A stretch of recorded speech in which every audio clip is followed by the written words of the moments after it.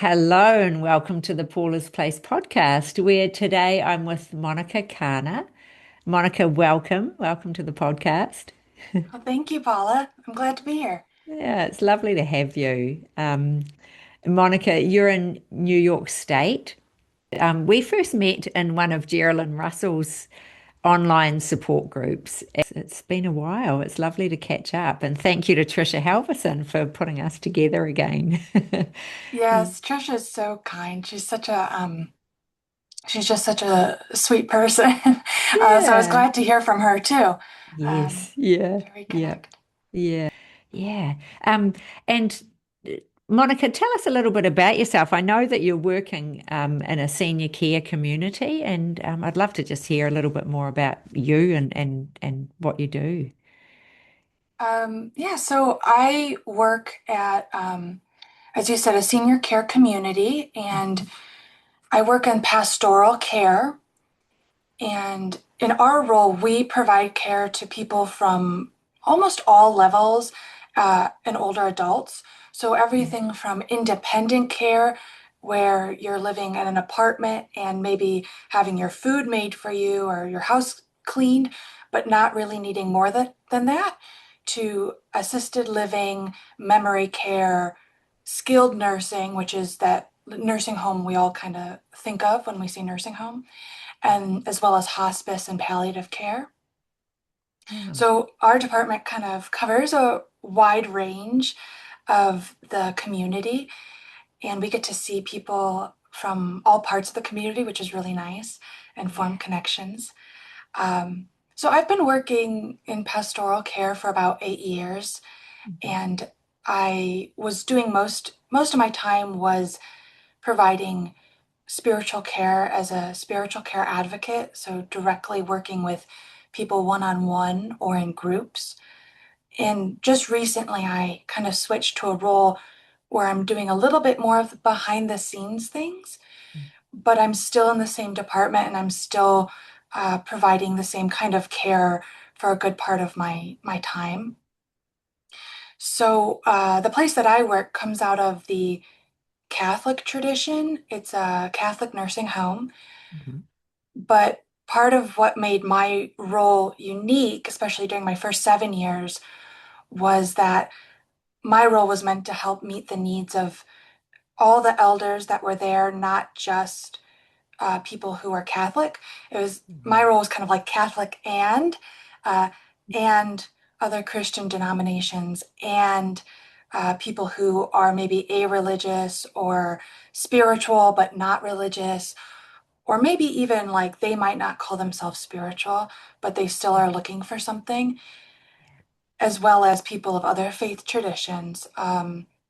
So I was there to help, advocate for how we can care for them, but also uh, how can I support them, Yeah. even Yeah. though we might come from different backgrounds or different understandings. Mm. Uh, and that's part of what drew me to attitudinal healing is that it really does have this beautiful universal quality Yeah. where you don't, you know, like in my training for Mm. facilitator training, there were people from China, there were people from Africa, there were people from Australia. Um, so it was really beautiful to see how not just different religions, but different cultures, different languages, Yeah. different upbringings, different experiences, everyone could still relate Yes. to these principles and to what we were talking about. Yeah. So that was a big one of the reasons I was really drawn to learning more about it. Yeah, Um, yeah. Wow. And what a huge range of levels of care at the mhm. community that you're in too. And so you were drawn to attitudinal healing. How did you, well, it'd be nice to hear about how you brought it into the centre. But Yeah. can you explain, like how can you explain to the residents at the care home that you're in what attitudinal healing is? Uh, I found that compared to a lot of other things, attitudinal healing is really simple. That's one of the things I love about it is Jerry talks in really simple words, Hmm. especially in Love is Letting Go of Fear. I brought it with Yeah. me. Oh. And I think he mentions that he himself grew up with dyslexia and didn't know about it, and other things that for him he felt like I'll never write a book. It's hard enough for me to just, get through all this. Um, and yet when he did write a book, I think part of that came into it. It's so beautifully simple, and I think that that is such a added benefit when you're working with people from all different backgrounds, all different abilities at different times in their life. Mm, mm. So I think that's really a beautiful part of attitudinal healing, Yeah. because things that are true, they don't have to be complicated. Usually they're the simplest things. Um, Yeah. Yeah. and so that drew me to it. Yeah. Yeah, yeah. So yeah, the simplicity of it too. And thinking just of his book too, like I don't think he wrote, well, he didn't come to attitudinal healing till he was about 50. I believe it was through A Course in Miracles.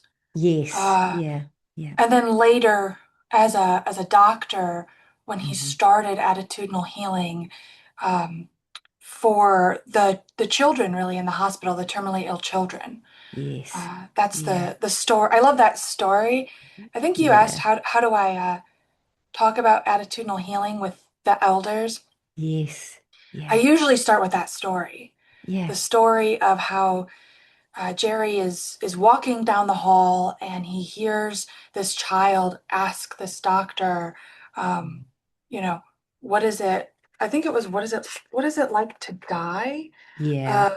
Yeah. Yeah, what is it like to die? And the doctor Mm. changed the subject. Yeah.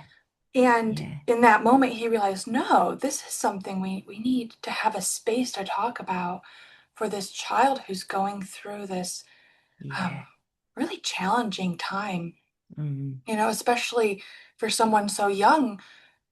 Children, a lot of times, they don't even really understand what death is. Yeah. Yeah. So he first founded that group, a peer support group, as a place where they could come together and share how they're feeling and talk about it.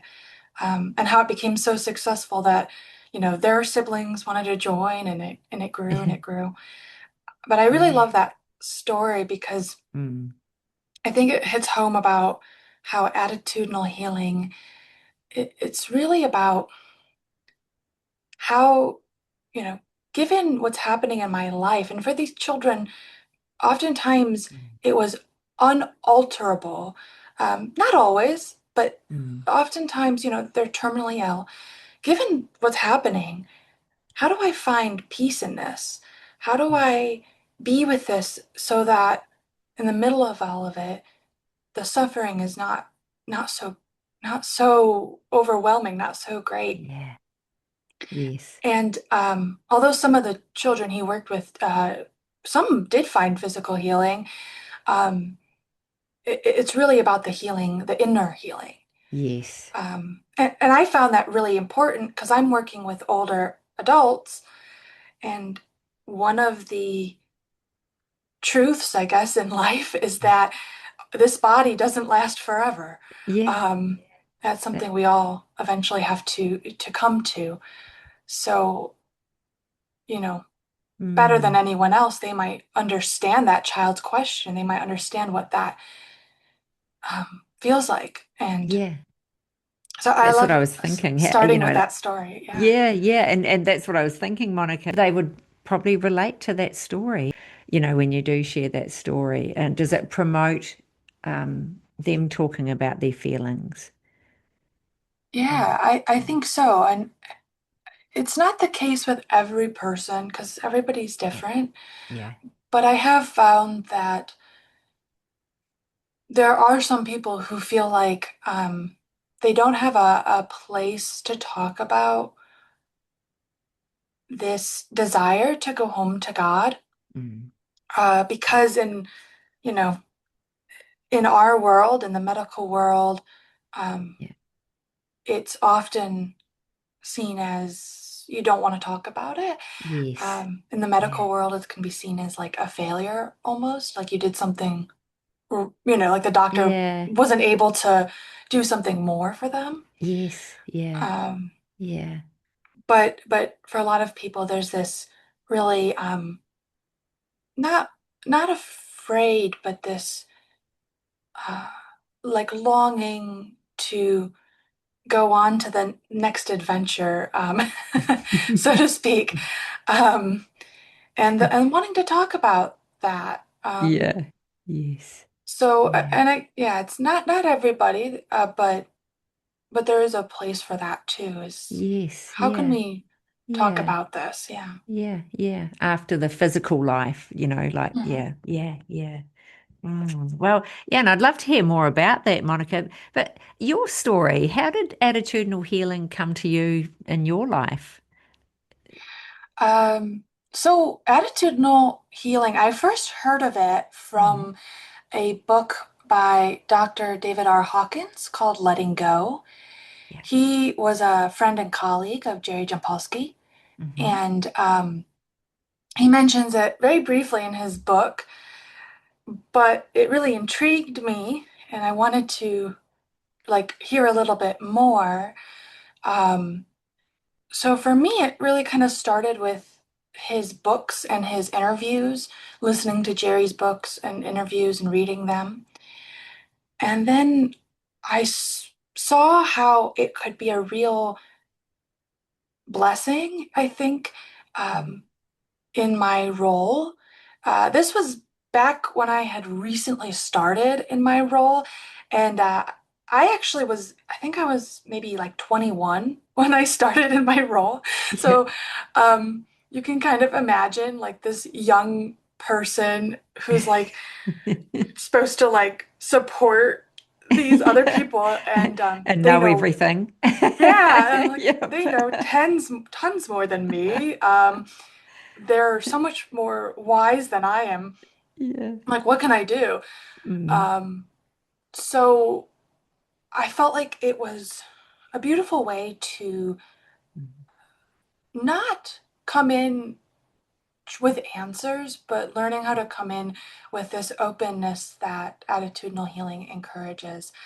Yeah. Um, and so I decided I wanted to pursue becoming a facilitator, Hmm. and just the groups I was joining and the training I went through, I felt very at home when Yeah. I was at those trainings. I think like all of us in our busy lives, sometimes you're like, oh, after work, I gotta go to a training, Yeah.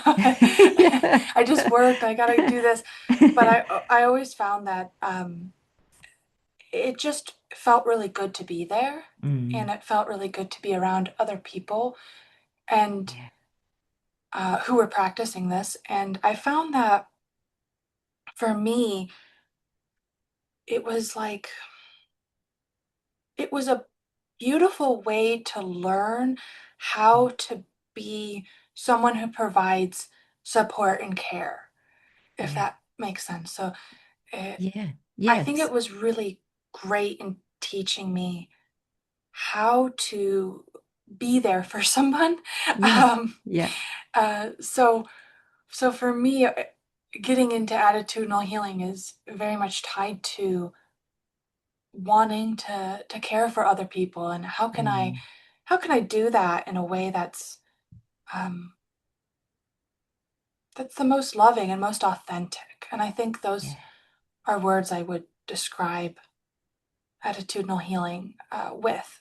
Yes. Yeah. Yeah. Loving and authentic. Yeah. And listen and um when you were talking about that, and at the end of your day going to a training, it just the way you were talking was like it's really presencing, it was grounding to do that Mhm. particular training, and yeah, Yeah, yeah, definitely more yeah. than other not to compare, but Yeah. sometimes you gotta go to a training or something and you're just like, oh gosh, you know. Yeah. But Yeah. but I Drop into often, yourself and yeah, be just present. Presence yeah. too. But Yeah. often I found, Mm. yeah, that the trainings for this was, it left me feeling better Yeah. than before. Yeah. Um, Yeah. and I think that's reflective Mm. of the whole, not just the training, but the whole process of attitudinal healing and Yeah. the groups, and it kind of it leaves both you and the other people feeling better than before. Yes, yeah, yeah. And then you've joined, so since then, I know, and you're going to tell us a little bit more about how you've taken it into your workplace. But also you've joined, you were in a group where we met together. And have you done much in the way of facilitation outside of um, work or anything like that, Monica? Or? I have helped. Uh, I've helped at different times with the facilitator training. Hmm. Just briefly, I was kind of in a mentor role. Um, Great. so not Yeah. like teaching or anything, but just kind of when people broke away for their own practice groups, Hmm. just being there as a resource. Yeah, great. But not too much outside of work. Mm. Um, Yeah. most of my time was mostly in Yeah, that setting. in that space. Yeah. So tell us what how have you brought it into your workplace or even in your own daily life too?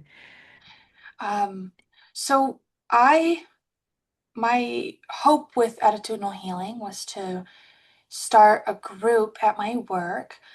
Um, so I did start a group, and I'm trying to remember, but it ran for quite a few years, like probably at least maybe Wow, 3 or 4 years.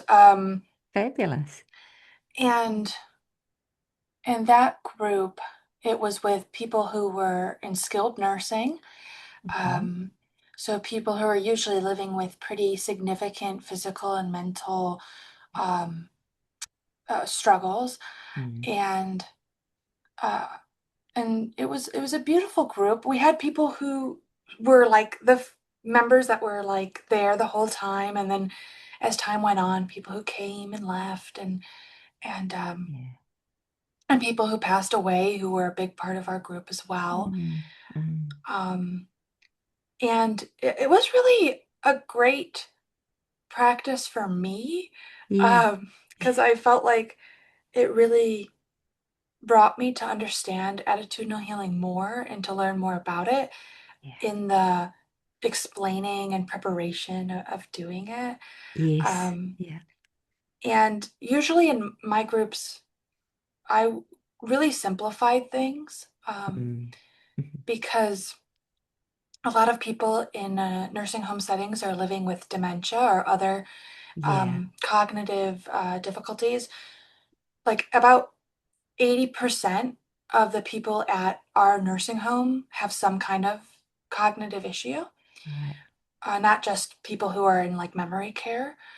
So, so I really simplified things to to make it the most engaging, but also the most supportive. So sometimes we would just read one principle a meeting and just talk about that principle, and just go through a different one each meeting, Yeah. Yeah. just to help with that, help make sure everybody feels like they're connecting to it. Yeah. Um, but it Mm. was it was great just to hear the wisdom that they had to share, the way that they thought about um, the principle, as well as giving them a place to talk about the the struggles of living in a Yeah. nursing home, because it Mm. really is not it's not easy to be in a nursing home, Mm. nor is it easy to be at a time of life where you're losing your loved ones, your siblings, your Mm. spouse, your Yeah. friends, as well as losing abilities, with walking or um, Yeah. it, so it's a difficult time. Yes. Um, so Yeah. I think for a lot of them, it was a real blessing to have a place to feel heard, feel listened to, Mm. and work on using the attitudinal healing principles as tools of change in themselves, you know. Yes, yeah, yeah. And maybe for many, the first time, they've been able to talk about how they're feeling, perhaps, and Mhm. and Yeah. and feel heard. And that beautiful, just the feeling that the groups bring when you're listening to others as well, and for them to hear that other people are going Mhm. through similar Yeah. situations. Yeah. I think that's a Mm. big part too, is not feeling alone in it. Yes. Yeah. Because someone would share something that they were experiencing, and someone else would also, not necessarily trying to add to that, but they would say, Yeah. I, I've had it. I feel that also. Yeah. Um, Mm. so just knowing that they're not alone in whatever they're experiencing, Yeah. that alone can take away a lot of the suffering that we Mm. Mm. experience, is knowing we're Yes. not alone in it. Yeah. Yeah. Anxiety, for sure. Yeah. Yeah. Or I think Yeah. sometimes too, it can relieve this. Sometimes it's kind of like a hidden feeling of guilt almost, like this Mm. is happening to me and therefore I must have done something wrong, that this is Yeah. happening to me. Yeah.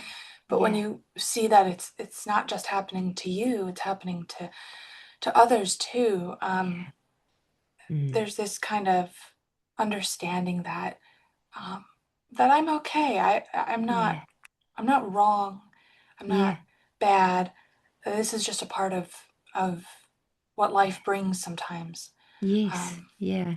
Oh, what a beautiful thing to bring to into the care home, I think, yeah, just so, so important. Um, and Monica, how would you recommend someone do that? Like what would you say? Because you're in a position there that you could do that. I'm just wondering, is it easy to do that sort of thing, to bring it into the home? What would you recommend? Anyone, even if it was in a school or a workplace of any kind. sure. I'd say for me, it was pretty easy, but I would say the reason for that is that my role and the background of the place I work were Yeah. pretty conducive to that. Yes. Um, Yeah. I think I mentioned that it's a Catholic organization, so there's already quite a big emphasis on the spiritual care of the person, not just the physical Mm. care. So that's already kind of a precedent that was part of our nursing home. Yes. Um, and then also my role being what um, it was, pretty easy for me to do that. I was already doing programming, I was already doing small groups. Mm. So the Mhm. transition was Yes. pretty easy. But in terms of other people bringing it in, I would say that um, I would give two answers. Yeah. The first answer is that I think from attitudinal healing, anybody can bring it into wherever they're working Yeah. just by practicing it themselves. The Mm. way that it can transform you as a listener, the way that it can transform you as a um, facilitator in any kind of group meeting. I've not outwardly, but inwardly, I've thought about I've used the handbook before I've had to facilitate other meetings that had nothing to do Yeah. with attitudinal healing, Yeah. but I used it to help myself know what I wanted to do and be as a facilitator. Yes. Yeah. Um, and by practicing the principles in our own lives, um, I think having a group is great and it can Yeah. make a impact on a lot of people. Mm. But if that feels out of reach, I think one of the easiest ways to start is just to, pick a principle for that day and really try to use it as a tool in your own life. Really try Yes. to apply it. What I like about the attitudinal healing principles is the facilitator handbook says, this isn't dogma. Um, Yeah. Really, they're meant to be grappled with, they're meant to be tested, they're meant to be implemented. You're meant Yeah. to kind of put them a little bit through the ringer. Like, does this work? Yeah. Um, and and in that way, kind of living it. So I see them more of as a practice than like a Mm. set of beliefs or a set of nice ideas. Yes. How do you Yeah. actually practice this and put it into your life? Yeah. Um, and like, there's some principles. Just recently, there was one principle where I was really like struggling with it, and in the application, Hmm. and eventually I came to understand it in a new way. Yeah. So I think it's one of those things that has layers upon layers Mm. of understanding, different ways you can interpret it, different ways you can, come to be with it in your life. Yeah. So I think if you want to bring attitudinal healing into where you are, the best way is to bring it into yourself. Mm. Um, Mm. Yeah. I'd recommend to read the books. He's written several really great books. If you don't like books, there's also really great recordings of interviews with Jerry Jampolsky and his wife Diane as well. Yeah. Um, and then I think too, if it feels right, and that's the next natural step, Mm. becoming a facilitator, you know, joining a group, seeing Yeah. what it's like. Do you like it? Does it work for you? Because of course, everybody has different things that work for them. Yes. Um, Yeah. Yeah. and then eventually, I think when you when you are living out what you are learning and you're trying your best to actually, like, to do it, I think that um, it's a little bit easier to start something in the community, because Mm. people see that authenticity in you. They see that um, this is something you're really trying to do, not just talk about. Because let Yeah. me tell you, if you're in front of a group of people who are going through something really hard and you say, Yes. we could choose and direct ourselves to be peaceful inside, no matter what's going on outside, You know. you're gonna get pushback. Yeah. Yeah. They're gonna be like, no, what are No. you talking about? Yeah. So I think it's like a difference between presenting something as an idea and presenting it as a possibility, Yes. as an Yeah. option, as a way of maybe being, a way of trying. Yeah. Yeah, to live it yourself and be that person and model it perhaps without having to recite it. Or, and you mentioned too about the principles and just how, they come up in situations and challenges, and they can be the gift that turns that challenge around. They can be that, yeah, something that helps you to sort of transition through it. And also, you mentioned about the in the workplace how in another time in your a meeting or something you were going to, you use the handbook, and I just think that's great because it's Yes. so helpful for those guidelines. You could use them with your family, just practice them yourself, and Mhm. what a difference it can make in the room. Hey, without anyone knowing that you're even practicing them. Yeah. Definitely. There's a one particular part of the handbook I really like, trying to Yes. find it, that it talks about reflections on facilitation. Yeah. And it says, if you feel exhausted after a group, you may want to ask yourself these questions. And I just find it really helpful as a caregiver. And I think Mm. it's a something that anybody could bring into any caregiving role. Yeah, Um, yeah. so So, if you don't mind, yeah, I I'll was just read going to them. say, what are the questions I Yeah. want to hear now? I can't remember them. Did I have a goal other than inner peace? Did I have expectations? What were they? What happened that affected my energy? How did I respond? Did I make proper preparation before the group? Was I flexible? Did I remember to ask for inner guidance? Was I caught in judgment of myself or others?